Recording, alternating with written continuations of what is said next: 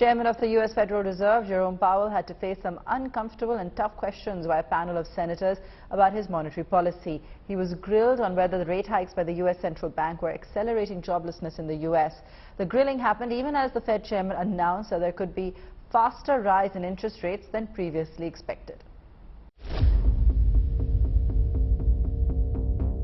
Federal Reserve Chairman Jerome Powell, in his monetary policy testimony to the U.S. Senate, a regular semi-annual event, but the outcome was anything but the most powerful central banker in the world dashed hopes that the era of interest rate hikes was over.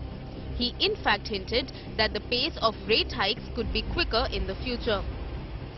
As I mentioned, the latest economic data have come in stronger than expected, which suggests that the ultimate level of interest rates is likely to be higher than previously anticipated. If the totality of the data were to indicate that faster tightening is warranted, we'd be prepared to increase the pace of rate hikes. Restoring price stability will likely require that we maintain a restrictive stance of monetary policy for some time. The biggest battle for the U.S. Fed still remains keeping inflation within its 2% target range. Despite all efforts, inflation hit a 40-year high in June last year at 9.1%. It, however, cooled down to 8.2% in September and further to 6.4% in January, still far above the comfort levels of the U.S. Central Bank. But what is really worrying Powell seems to be the recent surge in consumer sentiment in the U.S.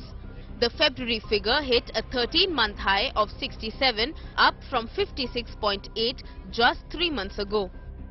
The figure reflects an unexpected bullish sentiment among U.S. consumers. The fact that only a few believe that an economic slowdown might be around the corner. This also translates into high inflation expectations in the coming months. The breadth of the reversal, along with revisions to the previous quarter, suggests that inflationary pressures are running higher than expected at the time of our previous FOMC meeting. From a broader perspective, inflation has moderated somewhat since the middle of last year, but remains well above the FOMC's longer-run objective of 2%. It makes sense to moderate the pace of our rate increases as we approach the level. The policy statement by the Fed chairman was countered by senators who believed that rising interest rates to reach the Fed target of 2% inflation could push unemployment rate, a political hot potato, to as high as 10%. When you're slowing the economy, you're trying to put people out of work. That's your job, is it not? Not really. We're trying to restore price stability. No, you're trying to raise not wages. You're trying to raise the unemployment rate. I know you don't like the phrase, so let me strike it. You're trying to raise the unemployment rate, are you not? No, we're not trying to raise it. We're trying to realign supply and demand, which could happen through a bunch of channels, like, for example, just job openings. I'm not asking you to again, blame anybody.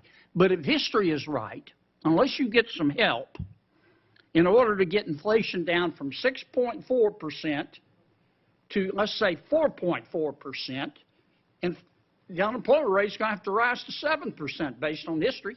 That's what the record would say. Okay. And to get inflation down to 2.2% based on history, an immutable fact, unemployment would have to go to 10.6%. Would it not? No, I wouldn't. That's what the record shows. That's what the history shows. Yeah, I don't think that kind of a number is at all. Earlier today, Jerome Powell, who was recently in India for the G20 finance ministers and central bankers meet, has overseen a rate hike of 425 basis points since last January. This triggered one of the fastest rate hikes in India, with the RBI raising rates by 2.5% in just 11 months. And with inflation still out of the target range in both countries, it's clear that more rate hikes are in the offing. Bureau Report, Business Today Television.